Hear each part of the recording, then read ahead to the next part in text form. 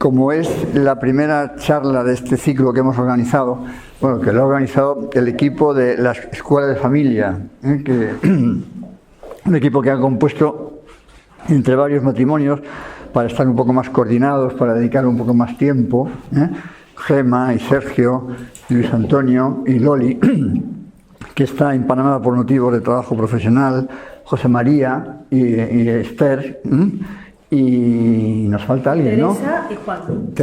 Teresa, que ha venido expresamente desde Vietnam para hacer los cursos, ¿no? Para nosotros. Muy bien. Bueno, y algunos más que se irán incorporando, ¿no? Ese es el programa. Supongo que ya lo tenéis porque lo hemos enviado, los temas que en principio están un poco previstos. Bueno, don Fernando Hurtado va a estar muy pendiente también de esta actividad, porque él tiene mucha experiencia de trato con familias desde hace muchos años en diversas ciudades de España, colegios y otro tipo de instituciones, o sea que él también podrá aportar muchas cosas, ¿no? Y confiemos que vaya bien y que sea una cosa agradable para todos, ¿no? Enviaremos luego un pequeño resumen en algún vídeo que también se puede difundir y puede contribuir a que haya más gente que conozca. Entonces ya agradecer a Humberto, padre de familia numerosa, de 7 niños, que está aquí esta tarde con nosotros. Su mujer le encantaría estar, pero precisamente por tantos niños y actividades extraescolares, etcétera, pues le ha sido imposible venir.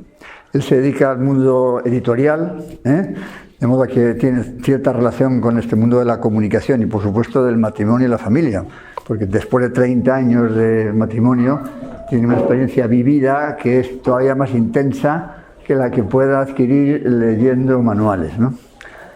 Y aquí llega el bebé de la concurrencia, el pequeño Carla, no me acuerdo, el pequeño, tu hijo. Luca. Fernando y que es su esposa italiana. Muy bien, pues te escuchamos con muchísimo interés. Luego, por supuesto, preguntas, coloquios, intervenciones, para enriquecer el diálogo. Nada más. Bueno, pues a pesar de las apariencias, no soy un robot. Soy humano, heterosexual, estoy casado y tengo 7 hijos con la misma mujer. Todo esto es la presentación posmoderna, porque antes era soy el hijo de la Antonia y Paco, de tal pueblo y tal, ¿no? Eran como los puntos de referencia ancestrales. Hoy damos nuestros puntos de vista o presentaciones individuales, ¿no? O sea, lo que soy yo, independientemente de lo demás. Eso pertenece, lógicamente, a la cultura individualista en la que nos toca vivir, ¿vale? ¿Hay aquí alguien aficionado a la pesca? Bien. Yo también. Yo soy muy aficionado a la pesca a mosca, y os voy a explicar un poco en qué consiste la pesca a mosca, porque todo esto tiene mucho que ver con lo que vamos a hablar. La pesca a mosca, a diferencia de otras especialidades, que es el spinning, que es el típico que habitualmente se ve a la gente que hace así con una cucharilla y recoge y tal, o a cebo y estas cosas, la pesca a mosca consiste en dar de comer al pez. Es decir, tú das un hilo muy fino, vas colocando una mosca súper pequeña, que es artificial, por supuesto, no es de verdad, va flotando en la superficie. Eso es lo que comen las truchas y algunas otras especies. Suben, comen y cuando comen quedan enganchadas con el anzuelo y la tienes que sacar. Bueno, eso es una cosa que requiere muchísima delicadeza, requiere bastantes conocimientos, requiere mucho cuidado cuando te vas moviendo porque te mueves dentro del agua y entonces en la medida que tú vas andando vas espantando a los peces que tienes delante, que son los que tienes que pescar, ¿no? Tienes, por otro lado, también que conocer lo que se llama en nuestra afición la lectura del río, es decir, esa corriente, esa piedra, esas algas que hay ahí, todo eso tiene significado para el pescador, y todo eso es lo que nos ayuda a saber dónde están los peces, porque además sabemos por qué están ahí. Bueno, pues todo esto que es un arte, más que un deporte es un arte, es un conocimiento y que termina convirtiéndose en una filosofía de vida deportiva, quiero decir, de afición, eso ocurre un poco en nuestras relaciones, sobre todo en las relaciones de familia. Porque esto que he dicho yo, de eso que lanzo y digo que venga, que sé la lectura del río, pues todo eso a mí me ocurre también con mi mujer, con mi marido o con mis hijos. Yo no puedo entrar en el río si quiero pescar allí, así, porque inmediatamente el pez se ha ido. Pues a mí me ocurre lo mismo. Yo no puedo entrar a manotazos con mi mujer o con mi marido o con mis hijos para tratar de convencerles o enseñarles de algo. Bueno, para que veáis que no me voy a extender mucho. O sea, solo tengo una hoja. Mentira, son dos, pero la segunda es muy cortita. Bueno, yo esto lo voy a estructurar en una forma concreta, que es antes, en y después del matrimonio, en el caso de la comunicación. El antes es, lógicamente, cuando somos novios.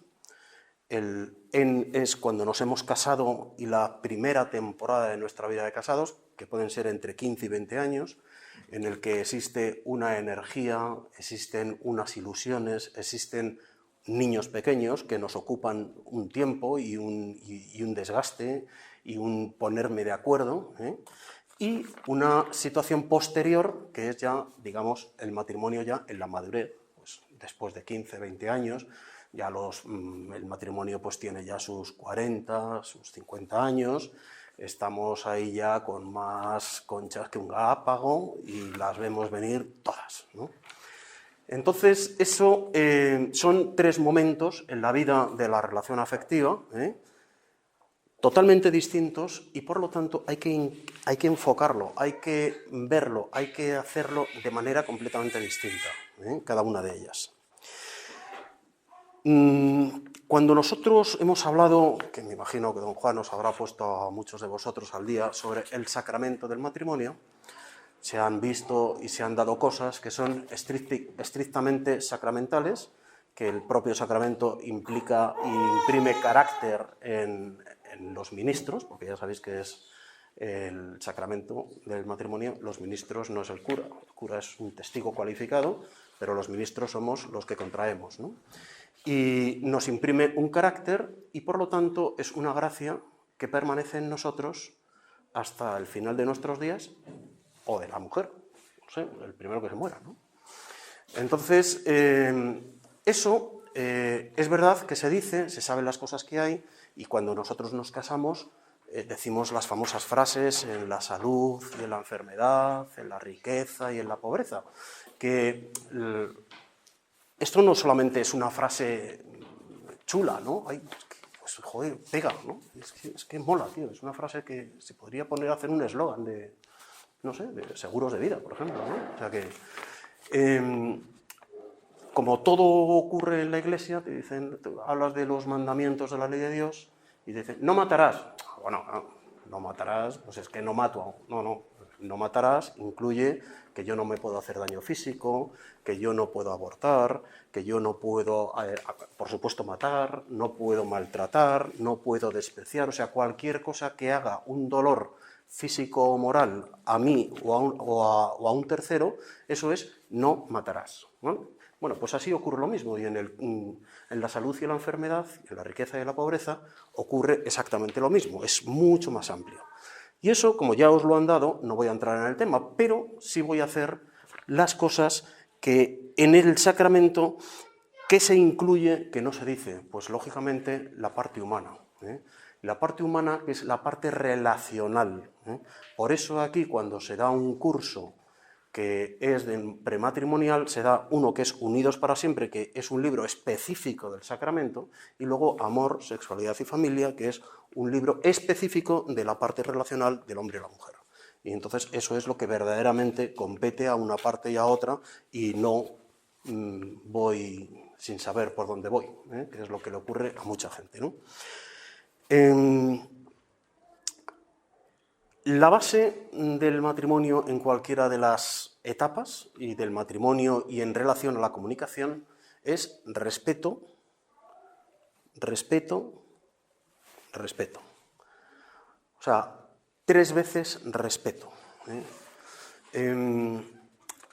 ¿Por qué digo esto? Porque en el momento en que nosotros somos capaces de respetar, eso implica que cuando yo estoy respetando a otra persona, yo me estoy poniendo en el lugar del otro. Y eso es fundamental. Si yo estoy intentando hablar o estoy intentando hacer, pero solamente desde mi posición, nunca llegaré a los demás, porque en el fondo los demás se van a sentir o utilizados, o despreciados, o simplemente una parte del público que me ve, ¿no? Yo tengo que decir lo que se llama ahora tan moderno la empatía. Tengo que ser empático, que eso es ponerme en el lugar de los demás, ¿no? Llegar a los demás. Si yo digo esto, ¿cómo le sentará a esta persona? Y si yo me voy ahora de viaje, ¿cómo le sentará a esta persona? Es decir, todas las cosas que nosotros hacemos, porque otro de los elementos fundamentales de la persona humana es que tenemos trascendencia, cosa que no tiene ningún animal, por mucho que nuestro perro sea el más bonito del parque. O sea, yo el otro día, os juro que es que a mí se me cae la cara de vergüenza cada vez que oigo cosas de estas por la calle. Yo no tengo perro, yo tengo un conejo en casa, tengo un jardín y le tengo suelto por ahí, y está en el jardín en invierno y en verano, y cuando nieva, le nieva, y si no le debe comer, come césped, y si se muere, se muere. O sea, no me pasa nada, ¿no? Pero el otro día oía yo hablar a una señora que llevaba el perrito y tal, perrito tipo chucho, una cosa así rara, ¿no? Y con otro matrimonio que, por lo visto, también tenían perro, pero no le llevaban. Y entonces decían, no, es que nosotros cuando le queremos, decía la pareja joven, decía, no, nosotros cuando le queremos subir al coche, es que le tenemos que convencer para que suba, porque no le gusta nada. Y dice la señora, dice, bueno, es que nosotros para ir al pueblo le tenemos que dar una pastilla para la ansiedad. Entonces, claro, uno oye estas cosas y es que, o sea, en fin, ¿no? O sea, es que es fuertísimo, ¿no? Las cosas que están sucediendo con los animales, ya no hablo de las veganas, ¿no? Y las gallinas y cosas de estas, ¿no? O sea, no, eso es de un mundo totalmente aparte, ¿no? Es extraterrestre, sino... Bueno, entonces, ¿qué ocurre en las relaciones en cualquiera de los estados y en los tiempos que nos tocan vivir? Que los tiempos que nos tocan vivir son los mejores tiempos de nuestra vida, porque no vamos a tener otros, son los que nos tocan vivir. Es que antes con Franco, es que me da igual, si no estabas ni vas a estar ya con Franco, tú vive tu tiempo. Por lo tanto, es el mejor tiempo que tenemos, el que nos toca vivir. Pero dentro de ese tiempo que nos toca vivir, vivimos en un ambiente que sí o sí nos influye. Eso es así. Y por eso yo insisto muchas veces, cuando doy charlas o escribo artículos y demás, que es que si nosotros no nos empeñamos en prepararnos, si no nos empeñamos en pensar lo que estamos haciendo, terminaremos haciendo lo que hacen los demás, porque eso es así, o sea, es la gran masa. Es que lo ha dicho la tele. Ya está, argumento tumbativo, ¿no? Lo ha dicho la tele. Entonces... Es triste, pero es así. Entonces, el ambiente en el que estamos ahora, referido al matrimonio, estamos en un ambiente que es rupturista. Pues si no me sale bien, pues se deja. Bueno, es un poco fuerte, ¿no? Sí, pero es que es el planteamiento que tiene la gente. Y todos, estoy convencido que todos los que tenemos aquí, tenemos un amigo o amiga que nos lo han dicho, lo hemos oído o nos lo han contado. Estoy seguro. Ah, no, yo me caso, pero si no sale bien, aquí, hasta luego, vamos. Uno no puede embarcarse en un matrimonio con ese planteamiento, porque la verdad es que es ya ir directamente con la barca pinchada, ¿no? Y a ver qué pasa, ¿no? Y por lo tanto, cuando se rompe un matrimonio, pasa mucho. No digamos nada si además hay niños. Hombre, también podría decir, y si además hay patrimonio. Bueno, pues eso al final también influye, ¿no? Pero sobre todo si hay niños, ¿no? Si hay niños que además, desgraciadamente, en muchos de los casos se terminan convirtiendo pues, en el arma arrojadiza, ¿vale? En utilizarle al hijo contra el otro, o para que a mí me quiera más, o para hacerle daño al de enfrente, ¿no? Y eso es una pena y eso pasa mucho. Entonces empezamos con la comunicación interna. La comunicación interna, la que sucede entre mi mujer y yo, entre mi marido y yo. Eso es la comunicación interna. Y, como decía, que están las 3 etapas, ¿no? Está la etapa del noviazgo, etapa que... ¿Hay novios aquí? Sois novios. Entonces, bien, y si no, los que lo habéis sido, seguramente podréis corroborarlo, ¿no? Bueno, pues en esa etapa de novios hay cosas en las que se hablan y que se deben de hablar, y hay otras cosas en las que no se deben de hablar, que posiblemente en el matrimonio sí hay que hablarlas. Entonces, hay que tener en cuenta que el cariño, el afecto que se da entre novios es una parte importante desde el punto de vista de que nosotros estamos conociendo a la otra persona no como un psicoanálisis, sino desde el afecto, sino desde el amor, que por supuesto en la jerarquía del conocimiento es siempre muy superior a cualquier otro conocimiento, porque el que yo llegue a querer a una persona me está predisponiendo para ella siempre por encima de cualquier otra cosa. Y eso al final es el fundamento del matrimonio, que esa persona siempre está por encima de cualquier otra cosa. Sí, sí, también de los hijos, porque los hijos no son a lo que yo me tengo que entregar. Los hijos son una consecuencia de mi entrega a mi matrimonio. Eso es lo importante, porque los hijos, tarde o temprano, y cuanto antes mejor, se van de casa. Y al final, quien se queda en casa eres tú con ella o con él. Y eres tú, con ella, la que vas a tener que seguir pelándote la naranja. Esa es la realidad. Por lo tanto, ese conocimiento desde el afecto es muy importante. Todos también habremos oído que, lógicamente, en una sociedad panasexualizada como tenemos, hipersexualizada como tenemos, es como que no te acuestas con tu novio. ¡Tú eres tonta, chica! Bueno, pues no es tonto, porque el conocimiento físico no es lo más importante. El conocimiento físico vuelve otra vez a ser, una vez más, la consecuencia de una relación de amor después de un compromiso formal que es el matrimonio. ¿Y por qué ocurre eso? Pues mira, porque a diferencia de los animales, cuando hablamos de los animales se reproducen, mientras que las personas procreamos. Es decir, la procreación, al fin y al cabo, es una colaboración íntima con Dios y mi mujer para tener nuevas vidas. Mientras que los animales, como no tienen esa relación de trascendencia ni esa relación con Dios, para ellos es una mera reproducción. Punto. No hay más. Esa es la diferencia más importante, y por eso es importante que cuando uno no está casado y tiene relaciones sexuales, está más cerca de la reproducción que de la procreación, porque desde luego en ningún caso tienen interés de procrear. Entonces, esa posición nuestra dentro del matrimonio, luego que si quiero, que si tengo, que si me gustaría, que si no, eso ya es otra historia, pero el paso que yo he dado dentro del matrimonio para poder llegar a tener hijos ha pasado primero por una aceptación de un compromiso de para siempre. En los primeros años de matrimonio, efectivamente, vamos a tener una conversación interna, me refiero, una conversación en la que vamos a tener que hablar posiblemente pues, de hijos. Y cuando digo de hijos es de tener o no tener hijos. Es una conversación que se tiene en los primeros años, porque todavía no se nos ha pasado el arroz. Claro, o sea, tener esa conversación a los 80, pues no tiene sentido, ¿vale? Bueno, excepto el padre de Julio Iglesias, que tuvo uno, ¿no? O sea, pero eso es un caso totalmente fuera de la naturaleza, ¿no? Y entonces, este tema se habla de tener o no tener hijos. Cuando se han tenido, pues hombre, sí, es importante, ¿no?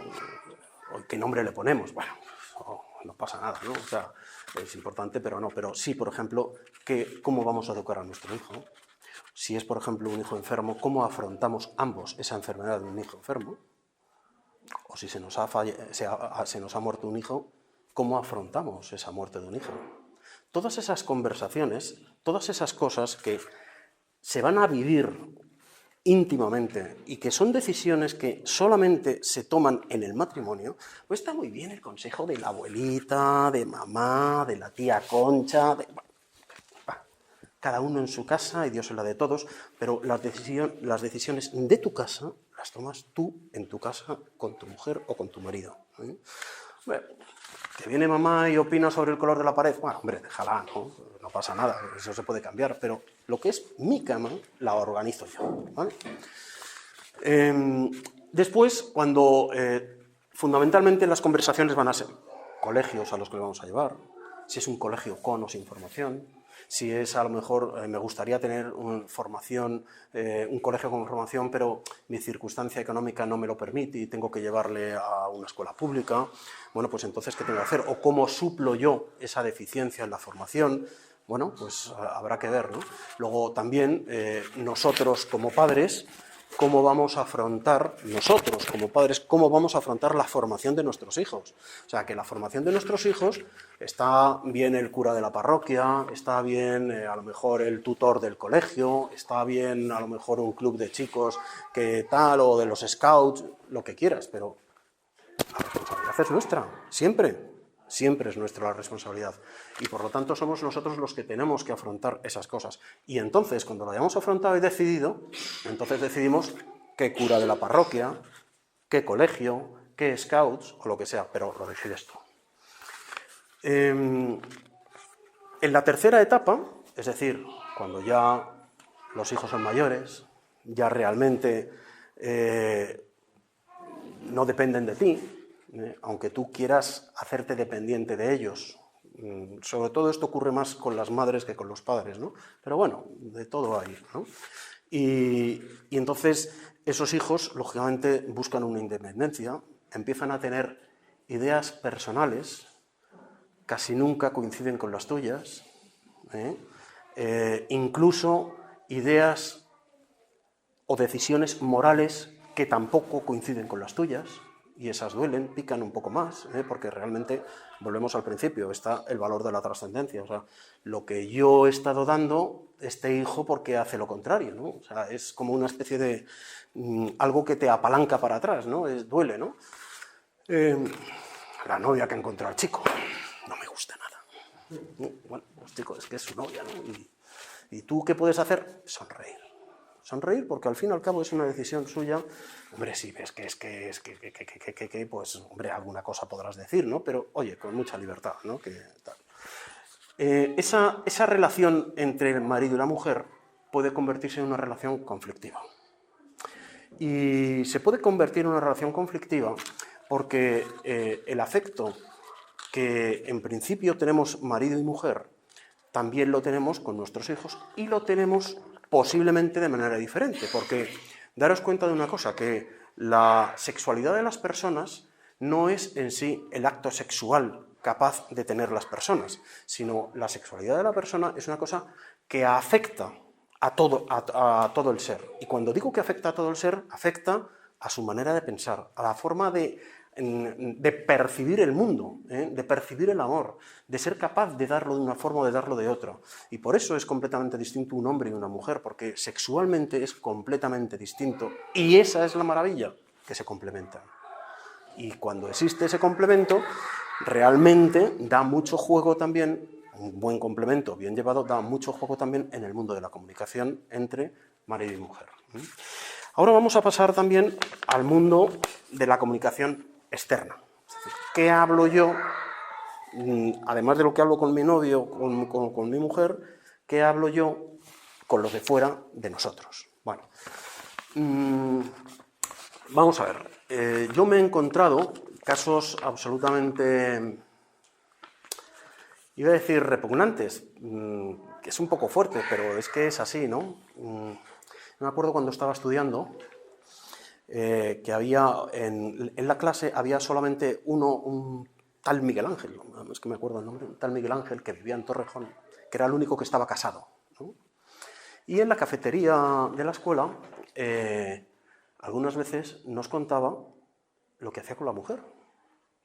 Yo, claro, los 4 o 5 que estábamos en la mesa, cada uno con una percepción según nuestra formación o nuestra educación lo absorbía de manera distinta, hasta que un día yo le dije, pero bueno, Miguel Ángel, tío, vamos a ver, ¿tú no te das cuenta que cada vez que nos hablas de eso, todos los que estamos aquí nos estamos acostando con tu mujer, tío? Claro, el tío se enfadó mucho por lo que le dije, ¿no? Dije, mira, siento que te enfades, pero es verdad. O sea, es que lo que tú haces con tu mujer a mí me da completamente igual y no quiero saberlo, tío. O sea, entonces yo me encuentro con gente, con matrimonios, que hablan de sus relaciones sexuales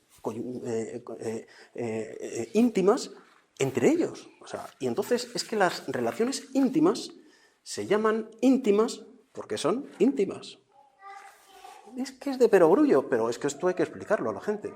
Y estas relaciones íntimas salen de tu matrimonio al confesor si es necesario, a tu médico si es necesario. Y se acabó. Y a mamá, no, deja a mamá tranquila, que ya las tuvo ella, ¿no? O sea, a mamá déjala tranquila. Y papá, es que papá sabe, no, deja papá, ¿no? O sea, entonces es que no merece la pena, ¿no? Eso no merece la pena porque al final terminas enguachinando una relación, estás terminando al final metiendo a alguien en tu cama que no le corresponde estar y que termina opinando sobre lo que no tiene que opinar. Entonces, eso es importante. Cuando somos novios, normalmente, pues, más que las relaciones con los padres y tal, hombre, puedes a lo mejor tener alguna conversación con tu padre, con tu madre, según seas chico o chica, tal, cual. Pero normalmente suele ser con amigos, ¿no? Pues la novia habla con las amigas, pues fulano, pues dice, pues tal, pues cual, y los otros, la chica, es que se pone pesada a veces, porque tal, cual. Bueno, se hablan cosas y tal, pero normalmente cuando las cosas están yendo bien, no es un cotilleo, el cotilleo es otra cosa, o sea, el cotilleo estás contando cosas que no debes de contar a personas que no se lo debes de contar, Eso es sálvame deluxe, o sea, es que me parece tan chachón ese programa. O sea, ¿qué me importa? ¿Qué nos importa? ¿Qué le importa al mundo? Lo que les pasa a toda esta gente, ¿no? Pero bueno, ahí está el morbo, ¿no? Y el morbo vende. Entonces, el asunto está en que cuando nosotros nos encontramos en esas relaciones de las novias, los novios y tal, pues tú sabrás lo que tienes que contar y a quién se lo estás contando. Hombre, si es un buen amigo, si es una buena amiga, hombre, ¿y cómo sé yo que es un buen amigo? Pues mira, se nota que es un buen amigo o una buena amiga, esto se lo he dicho yo hace poco a una hija mía, de 14 años, he dicho, mira, la diferencia que hay entre una amiga y una amigota es que cuando tú le cuentes una cosa a tu amiga y le parece mal lo que estás haciendo, te va a decir, pues me parece mal lo que estás haciendo. Y la amigota nunca te lo dirá. Ese es el calibre. Si tienes una persona que es capaz de tener un juicio crítico por cariño y te va a decir las cosas como tú se las dirías a un hijo tuyo. No, como esos, los padres colega. Los padres colega, que es un perfil en el que, yo soy como un amigo tuyo, soy un amigo tuyo. No, tú eres mi padre. Yo soy tu padre.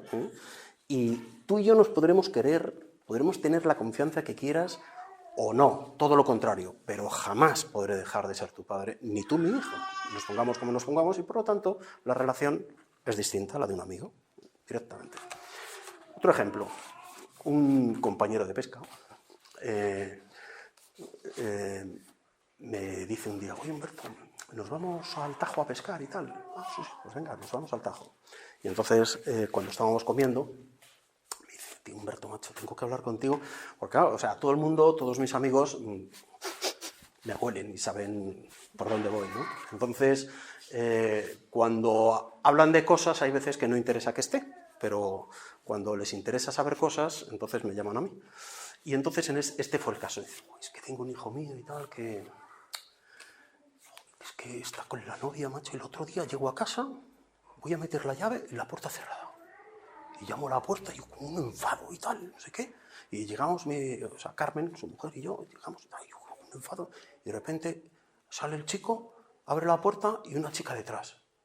Y digo, oye, a mí no vuelvas a cerrar la puerta de mi casa y tal y cual. ¿Tú te crees que eso se puede hacer, Humberto? ¿Tú te crees que se puede hacer eso? Y yo, pues no, pero es que lo que tienes que preguntarte es si eso no es la consecuencia de otra cosa anterior. Claro, este señor compartía, porque era muy colega de su hijo, compartían correo electrónico. Y a mi amigo le llegaban cosas por correo electrónico que, para empezar, no le tenían ni que llegar a él. Pero el hijo las veía porque eran colegas. a un hijo en el que, en el fondo, nunca se le había obligado a recoger la mesa, ni a hacer tu cama. Y entonces ahora, de repente, ¿qué quieres? Un tío que ya tiene casi 19 años, ¿pretendes que se empiece a hacer la cama, que se empiece a poner la mesa, que salga a la calle a buscar trabajo y que no se acueste con la novia cuando tú le has estado incentivando en todo? Chico, es que esto tiene difícil vuelta atrás, ¿no? Esto es la realidad, ¿no? Entonces, ¿no tiene solución? Y, hombre, sí, claro, tiene solución, pero otros 19 años de vida, tío. Trabájatelo, o sea, es que has perdido 19 años, ¿no?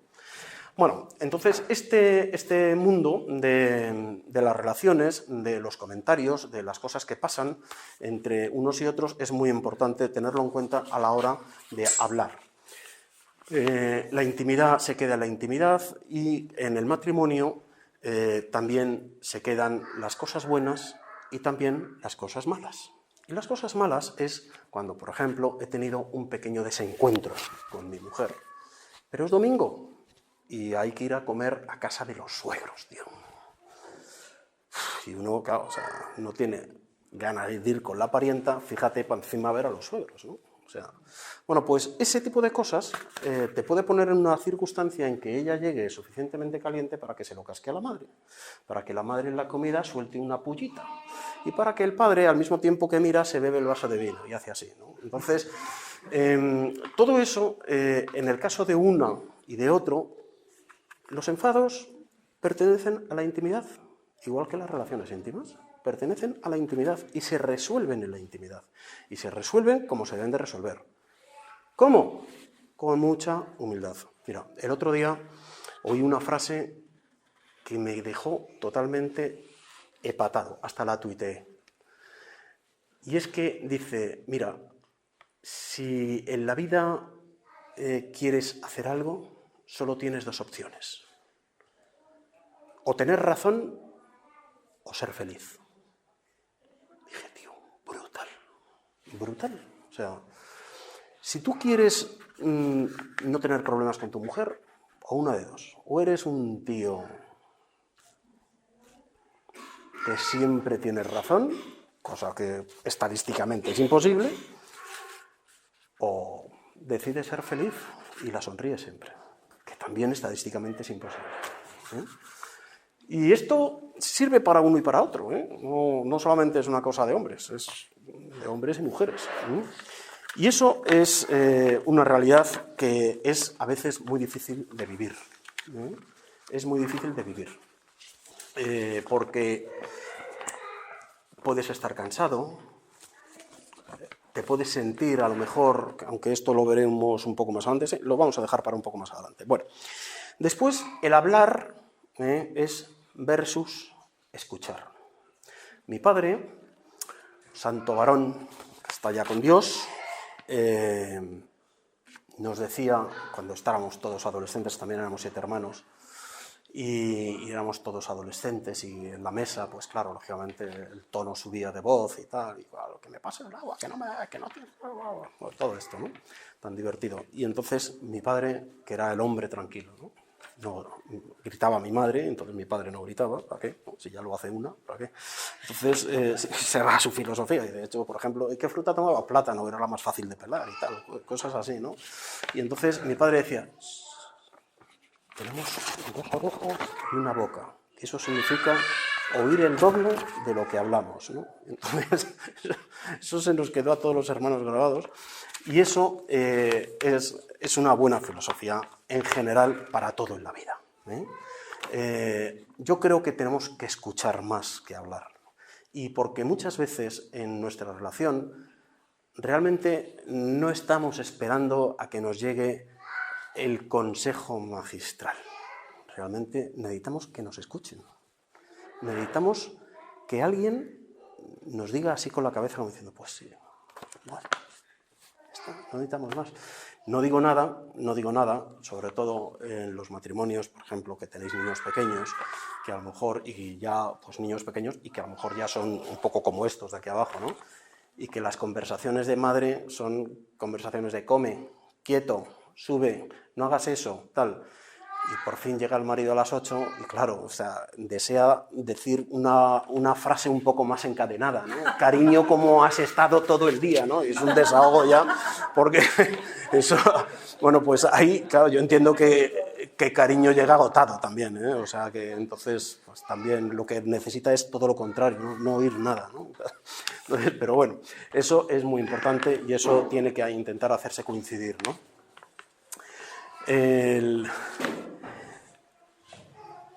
Bueno, hablar, escuchar para comunicar y después también lo que decíamos antes, que para comunicar no siempre hay que hablar, ni tan siquiera, o sea, simplemente hay que estar uno al lado del otro. Y uno al lado del otro es simplemente ver una película o estar paseando o uno lee un libro y otro, pero estás al lado. Y eso, al fin y al cabo, es una conversación íntima que es de una relación de estar uno con el otro. Y entender y ver, y luego conversas, oye, ¿qué tal tu novela? Ah, pues a mí me está gustando, me parece un rollo que tal y que cual y no sé qué. Ah, pues déjala, tal, y sale una conversación. Pero ese rato, esa hora y media que hayas estado ahí, pues viendo una película juntos, no sé qué, pero claro, viendo una película juntos, si uno coge, ay, sí, vamos a ver una película y sale, joder, pues tío, macho, ya es que uno ya dice, bueno, apagas la tele, la echas la manta, te vas al jardín, no sé, ¿no? O sea, es desilusionante, ¿no? Entonces, se trata de una vida un poco más compacta, ¿no? Ahí un poco más así, ¿no? Después, es importante que tener en cuenta que la comunicación también es medular, es decir, es una cosa que está en el eje de nuestra vida, es necesaria, es imprescindible, hay que hablar, hay que contar, hay que escuchar, ¿no?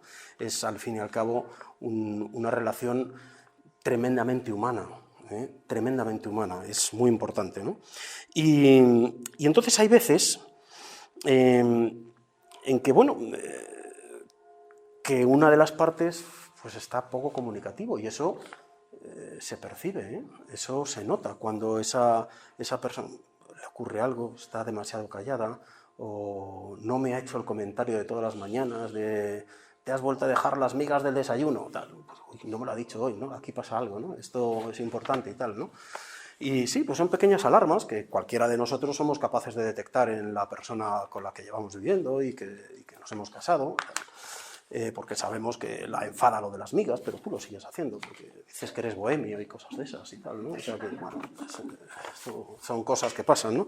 Entonces, es importante que en el momento en que detectemos una cosa así, tenemos que ver, primero, si realmente es algo que le está ocurriendo a ella por sí misma, porque tiene una noticia o tiene algo o tal que por pudor, cosa que habría que ver en qué consiste un poco el pudor dentro de un matrimonio, ¿no? Pero yo creo que existe también, ¿no? De hecho, la intimidad requiere un pudor en sí misma, ¿no? Tenemos que intentar destapar esa situación con la delicadeza, hay que ir primero preguntando, aquí entra en juego la pesca mosca, ¿no? Tiras allí, tiras aquí, haces cuidado, tal, esa rama que se me engancha, tal cual, hasta que ya incentivas y pescas y tal, ¿no? Entonces hay que ir con ese cuidado, pero hay que tener ese cuidado y sobre todo hay que tener esa percepción, ¿no? No podemos ser toros de guisando, ¿no? En la vida, tíos de piedra que andan y que van y que vienen, no, o sea, tenemos que percibir a nuestro alrededor y lo primero que tenemos que percibir es aquella persona que está con nosotros a nuestro lado, que estamos comprometidos, yo con ella y ella conmigo, hasta el final, y eso es lo importante. Lo he dicho antes también, es muy importante compartir tiempo y aficiones. Insisto, que ese compartir tiempo y aficiones no es necesario estar hablando todo el rato, que la comunicación no es estar hablando todo el rato, es estar. Muchas veces es eso. Y ese compartir tiempo y aficiones, cuando eres novio, es el momento de fundamentarlas. Cuando tienes hijos, posiblemente es el momento de ansiarlas y posiblemente después es el momento de rescatarlas y empezar a hacer otra vez una vida en común gracias a esas pequeñas cositas, pues mira, es que nosotros coleccionamos sellos, ¿no? Vaya papelón, ¿no? Tío que colecciona sellos, pero oye, es que es lo que les vuelve locos y se van a la Plaza Mayor y van mirando sellos, no, ese no, tal, mira, este es el que tiene la puntita rota, tal, este cuesta... Bien, es que eso es una maravilla, o sea, conseguir que un matrimonio tenga esa capacidad de enganche con aficiones, con emociones, con lo que sea, es muy importante. Bueno, el distanciamiento que se produce a veces en las parejas, ¿no? Es un distanciamiento que muchas veces, muchísimas veces, no somos conscientes de que se está produciendo. Eso quizás se da más en edades maduras, ¿eh? Bueno, tú ya tienes más o menos tu vida, tienes tu horario, tienes tus cosas, sabes que ella está en casa, tú te vas con los amigos a jugar a la petanca, tal. Y sin querer te vas dando cuenta de que tu mujer está cada vez más lejos. ¿Y sabéis por qué se da uno cuenta? No porque la veas más lejos, sino porque cada vez la oyes menos, ¿eh? Y posiblemente ella a ti también cada vez te oye menos, ¿eh? Esa distancia, esa distancia en la lejanía, estando tan cerca, es un abismo brutal. Un abismo brutal que cuanto antes se haga un puente, mejor. Porque si no, os encontraréis en muy poco tiempo, y muy poco tiempo me da igual que sea un mes que 5 años, en muy poco tiempo os terminaréis encontrando como unos auténticos compañeros de piso. Y eso no es el matrimonio, eso es una residencia, ¿eh? Y no es el caso.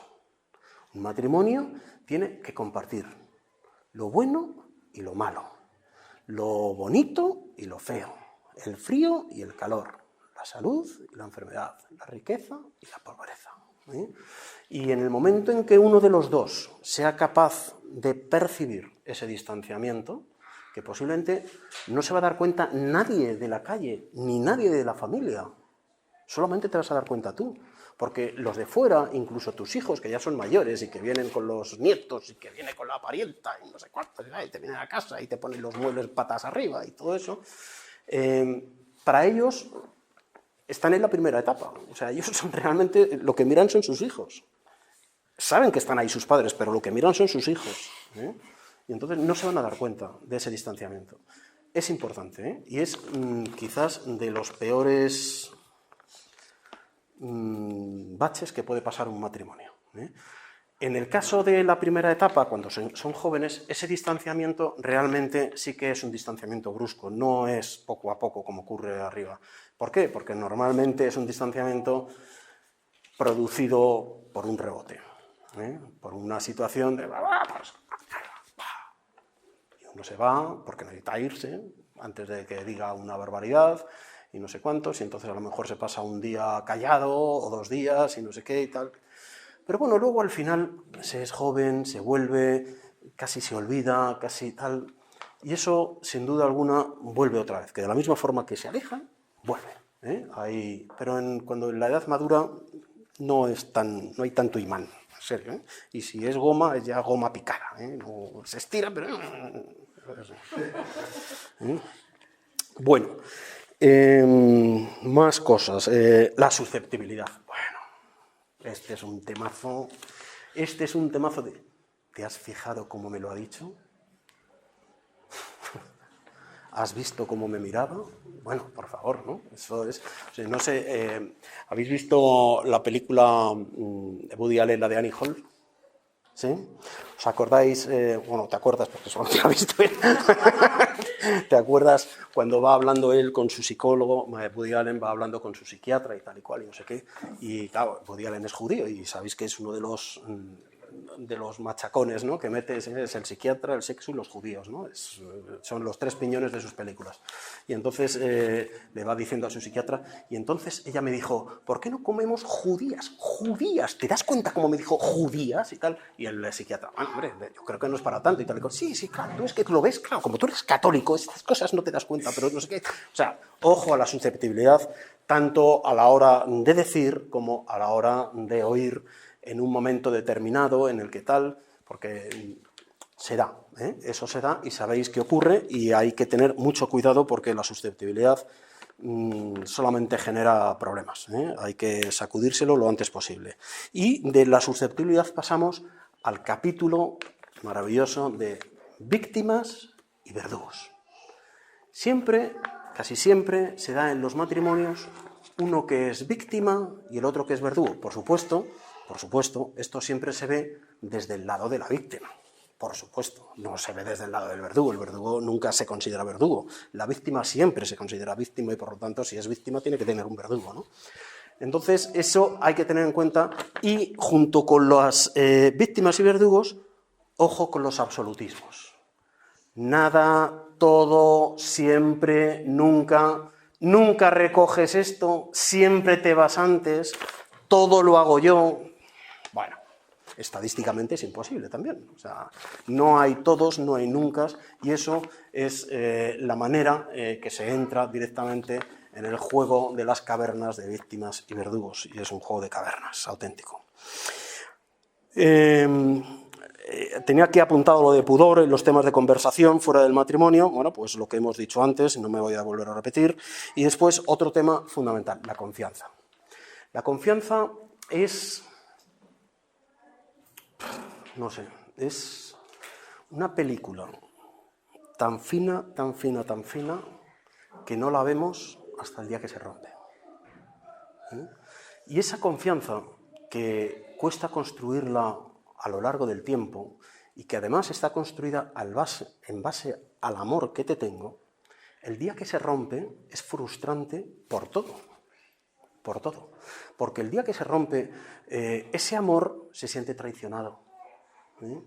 Ese creerte siempre ciegamente, me digas lo que me digas, ha desaparecido. Es decir, la esperanza, fuera también, ¿no? Y cuando se rompe la confianza es difícil reconstruirla, excepto en el caso de que tu amor sea verdadero y quieras volver a creer en esa persona. Entonces, ¿qué ocurre? Que en ese velo transparente, normalmente lo que queda es una cicatriz que has vuelto a coser con cuidado, pero que ya queda esa cicatriz. Ese velo que antes no se veía, ahora ya se empieza a ver aquí.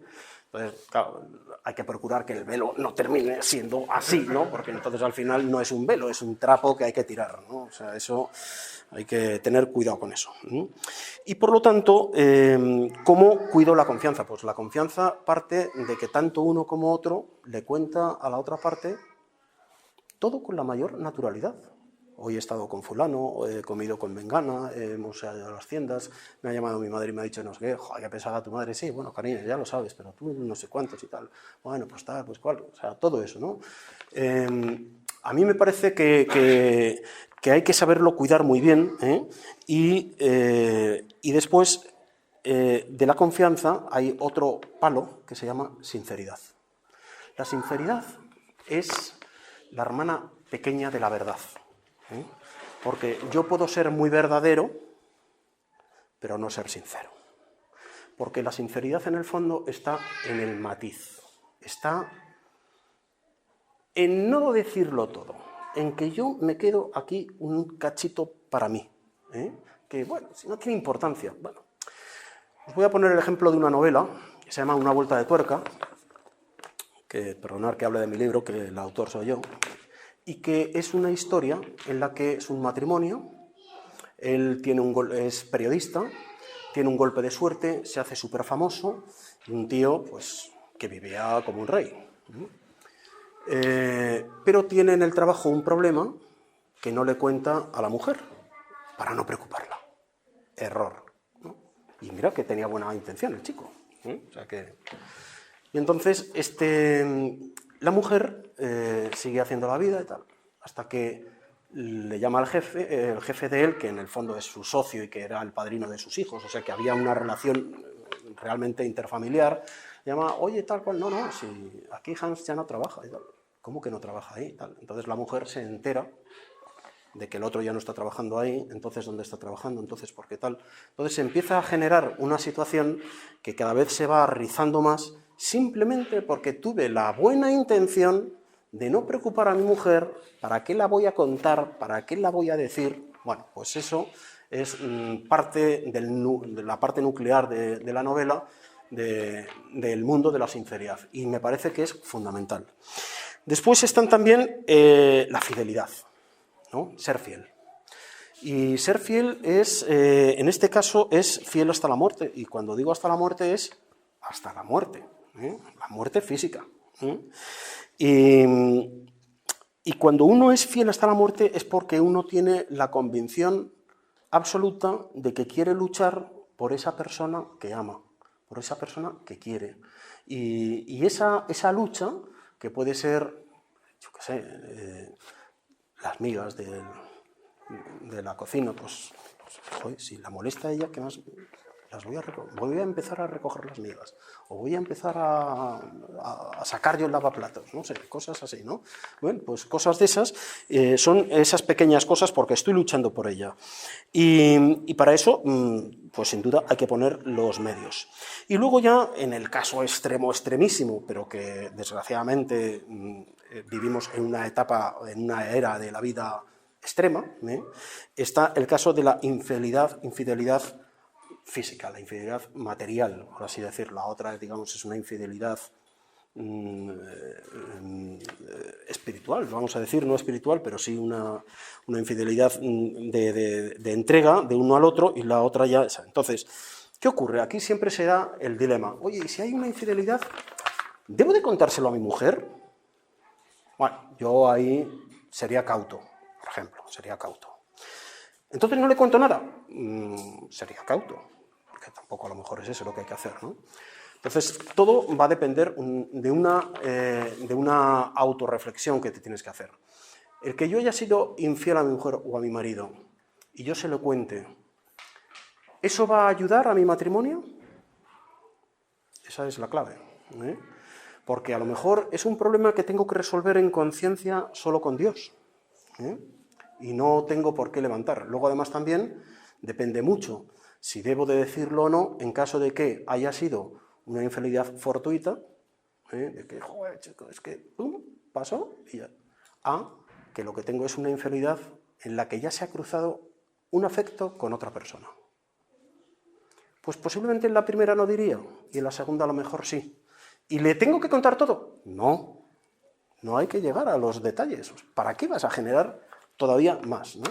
Si con que le digas te he sido infiel, cariño, el guantazo ya te lo llevas, ¿para qué vas a aportar más información? No es necesaria, ¿no?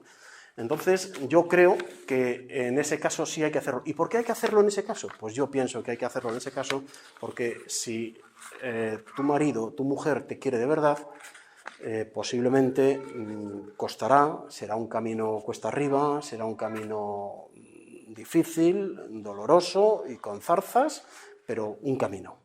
No dejará de ser un camino si se quiere tirar para adelante. Y por lo tanto, se llegará a ese momento en el que se olviden las circunstancias y se tire para adelante. Y ahí es donde esa otra parte de tu marido o tu mujer es donde tiene que colaborar y tendrá que ayudarte a rescatar un matrimonio que posiblemente puede estar un poco herido de muerte. Y no tengo más cosas que decir. No sé. ¿Ya? Bueno.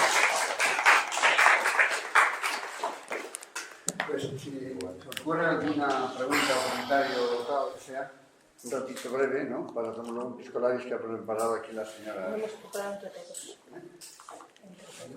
Pues nada, preguntar a ver hasta dónde puedo responder. A lo mejor me pilláis en renuncios. Yo iba a preguntarte cómo termina la novela, pero sí que me voy a decir que te la lea. Hombre, por supuesto. Pero bien, tiene final feliz, tiene final feliz. Tiene final feliz, que eso es lo bueno. ¿Qué más cosas? Cuando estás casado y tienes hijos, y son pequeños sobre todo, es muy difícil hacer escapadas. Entonces, se supone que es importante hacer escapadas. No, importante no. Es fundamental. Claro, ¿cómo lo haces con niños pequeños? Pues habrá que contar con familia, habrá que contar con amigos, habrá que contar con una vecina, pero habrá que contar. O sea, hay que intentarlo. Y una escapada puede ser a lo mejor un día, que me voy a Navalcarnero y vuelvo. O sea, no necesitas más, pero es fundamental. O sea, ese día de escapada, que es que te vas a comer un menú de 8 euros cada uno, a un menú polinero de estos, de los polígonos, y ya está. Pero es ese rato que tú estás, que a lo mejor no hay nada que hablar, simplemente estoy y no oigo ruidos. Eso es fundamental. Hay que hacerlo, hay que hacerlo, pero obligatoriamente. O sea, yo creo que eso es una de las, vamos, como con los coches, la ITV del matrimonio. O sea, pero no cada año, no, cada mes o 2 meses como mucho, vamos. Cada mes o 2 meses como mucho. Y si tenéis la oportunidad, desde luego, de cogeros un fin de semana o 3 días, un puente, vamos, o sea, chiti, bam, vamos, o sea, volando, pero ya. Más cosas. A mí una cosa que me parece importante, claro, yo hablo desde la postura de matrimonio sin hijos, entonces a lo mejor voy a decir una barbaridad, pero para eso estás aquí, para contestarme, ¿no? El tema de la comunicación en esa primera etapa del matrimonio me parece que también es importante, bueno, por supuesto en todas las etapas, ponerte en el lugar del otro, ¿no? Pero en esa época de crianza, que es un poquito lo que ella se refería, creo que es difícil buscar esos espacios que yo en las charlas de novios siempre los repito y me parecen importantes, pero me parece que a lo mejor ese momento también es una comunicación de ponerte más al servicio del otro, ¿no? Sí. O sea, la madre en ese momento es una época de crianza muy difícil, con las hormonas revolucionadas y todo, entonces quizá el marido tiene que estar ahí un poco sabiendo lo que está pasando por esa cabeza, y la mujer, hoy me contaban un caso, pues eso, de un padre que acababa de tener un hijo y que se sentía el hombre más desgraciado del mundo, porque la mujer que no hacía ni caso, ¿no? No le hacía ni caso porque solo era cuchi el niño, ¿no? Pues creo que también eso entra dentro de la comunicación, ¿no? De estar todo el rato viendo esas etapas que nos has dicho, ¿no? Yo creo que efectivamente, eso sin duda, ¿no? Me parece que has dicho una cosa horrible. No, a mí me parece que eso, a mí o sea, la mujer, en el caso de la crianza, que estás diciendo, yo creo que tiene que hacer partícipe al marido el máximo posible. Es estar los dos con el niño, que cambie el pañal, es que no sabe, no importa, el pañal un poco torcido, no pasa nada. Que le vista, que elija en la ropa, cosas de estas, ¿no? Yo creo que estamos viviendo estos tiempos, no tiene todo bueno, pero también tiene, no todo es malo, ¿no? Tiene cosas buenas también, y una de las cosas que se ha roto bastante ha sido el que los padres, varones, se implican muchísimo más hoy día en la vida familiar. O sea, ya no está el pedestal de papá, ¿no? Y luego el resto, no. Yo creo que hoy día se implica el hombre en muchísimas más cosas, y si no las hace es porque verdaderamente, no tanto quizás por él, sino porque muchas veces se le limita a él mismo, ¿no? No, deja que esto yo, no, ya lo pongo yo, no, ya lo... Al final dice, bueno, yo me voy a la tele, ¿no? O sea, entonces eso puede suceder. Y entonces es la forma de que él participe en la crianza, porque no, vamos, por mucho que se empeñe, no va a dar para más el tema, ¿no? O sea, y luego pues ella lo mismo, ¿no? Intentar cubrir en otros momentos, en otras parcelas, la atención al marido, ¿no? O sea, eso, pero yo creo que, no sé, yo es que como no he tenido ese problema, pero sé que existe, ¿eh? O sea, sé que existe porque yo lo he visto además, o sea, yo lo he visto. Pero bueno, al final tiene que ser el matrimonio el que termine encajando las piezas, ¿no? Eso, ni ella absorber al niño, ni él tampoco tal, ¿no? Pero vamos, que el marido está destrozado porque... Tío, tómate algo, una cerveza, tío, algo así, algo que te suba un poquito del espíritu, ¿no? Más cosas. Una cosa que a lo mejor es... Tú pregunta abiertamente, que no está tu mujer aquí, o sea que tú dispara, macho, tú dispara. Bueno, el caso es que, no sé, que a lo mejor que en el día, bueno, intento tengo un problema como de falta de conversación. A veces en el día a día no, porque es una cosa un poco más contar las cosas cotidianas y tal. Pero esto de más de momentos a solas y tal, yo creo que un poco por parte de los dos, o sea, yo soy más soso, no sé, entonces un poco de no sé, algún consejo a... Bueno, es que el consejo no te lo tengo que dar a ti. O sea, el consejo habría que dárselo a tu mujer. Ella lo echa en falta eso. Ella te dice, ¿qué soso eres? Por el pasillo y tal. Soso, ven. No te dice nada de eso y tal, ¿no? Entonces, es evidente, vamos a ver. O sea, yo creo que cuando uno ya ha vivido el noviazgo y se casa, o sea, vamos, que tienes que ser muy tonto para no saber lo que tienes ahí al lado, vamos, o sea, ya sabes que es soso, o que es chistoso, o si cuando hablas cupe, o tal, no sé, o sea, es que lo sabes todo, porque, o casi todo, o todo lo que debes de saber, por lo menos, ¿no? Y por lo tanto hay pocas sorpresas, ¿no? A mí me llama mucho la atención de la gente, no, es que cuando éramos novios él no era así. Bueno, pues eres tonta. O tonto, vamos, porque es que no sé qué noviazgo has hecho, ¿no? O sea, no lo puedo entender, ¿no? O sea, y tantos matrimonios que han estado a lo mejor 7 años de novios, 4 de concubinato, y de repente se casan y a los 6 meses, pero bueno, tío, ¿esto qué es? ¿No? O sea, no, yo es que necesito tener relaciones prematrimoniales para conocer bien a mi pareja. Tío, y te casas y a los 6 meses te separas, pues no sé, ¿qué relaciones hacías? ¿No? O sea, eso, unas relaciones muy raras, ¿no? Porque si no es incomprensible, ¿no? Y entonces yo creo que esa persona, tu mujer, o sea, te quiere soso. Porque si no te quisiera soso, no se hubiese casado contigo. Porque lo hubiese visto en el noviazgo. Ya se lo habría dicho a sus amigas. Dijo, joder, qué tío más soso, macho, tal. Eso es evidente, ¿no? Ahora, que tú no quieres ser soso. Bueno, es que eso, cada uno somos como somos. Y yo tiendo a engordar, otros no engordan nunca. Es que cada uno somos como somos. Y yo, pues, procuro hacer régimen de vez en cuando para recuperar camisas y pantalones y tal. Están ahí en el armario echando polvo, ¿no? O sea que... Entonces, cosas de esas, ¿no? Eso... Pero cada uno somos como somos y no hay que preocuparse por ese tema, ¿eh? O sea, ella cuenta con tu sosez, en cualquier caso cuenta, ¿eh? Como Dios cuenta con todos nuestros defectos, lo mismo. Si es que el paralelismo entre el amor humano y el amor de Dios es brutal, o sea, brutal. El suyo es infinito, el nuestro está un poquito más recortadín y tal, pero básicamente lo mismo. Y luego también otra cosa que no he dicho, lo tenía en la cabeza, es que me parece que es fundamental todos los días rezar por nuestra mujer y por mi matrimonio, ¿eh? Por las dos cosas, porque son cosas distintas, ¿eh? Y es muy importante y a mí me parece que rezar todos los días por la persona que queremos es quererla mucho más, y de la misma forma que al principio amamos y ya llega un momento en la vida en que el amor se transforma en un querer, ¿eh? Porque hay muchas veces que el amor se convierte en un acto de voluntad, ¿eh? Que al fin y al cabo el amor es pura voluntad, ¿eh? Lo que no es voluntad es el enamoramiento, que es puro sentimiento. ¡Cuánto te quiero!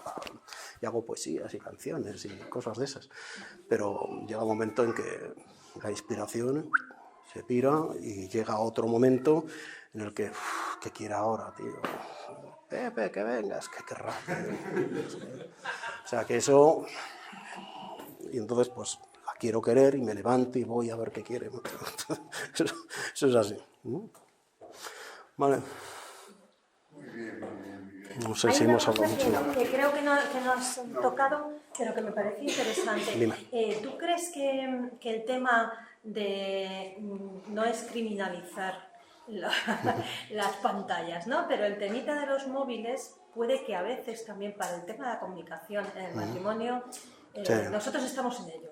Y ya nos hemos propuesto 70 veces dejar el móvil fuera de la mesa y lo dejamos una semana y luego se nos olvida y volvemos al móvil, ¿no?